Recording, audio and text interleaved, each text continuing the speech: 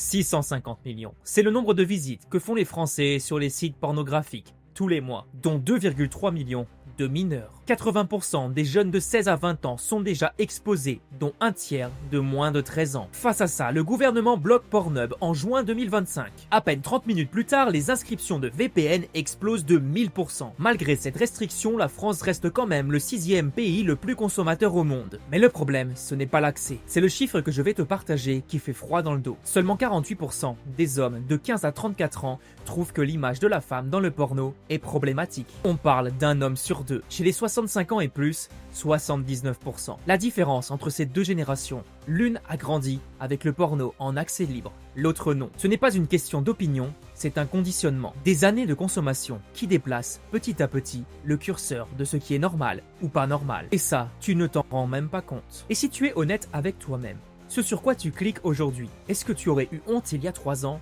de cliquer dessus? Le gouvernement bloque des sites, les VPN contournent, et toi, tu es toujours là. La solution, elle n'est pas dans la loi ou dans l'interdiction, elle est dans ta tête. Parce qu'on ne règle pas un problème de dépendance en fermant une porte. Quand le cerveau est câblé pour associer un clic à une décharge dopaminergique, il trouvera toujours une solution pour y aller, peu importe le chemin. J'ai créé une vidéo offerte qui explique pas à pas le mécanisme de la dépendance et comment inverser le processus. Le lien est dans la bio, on se retrouve de l'autre côté.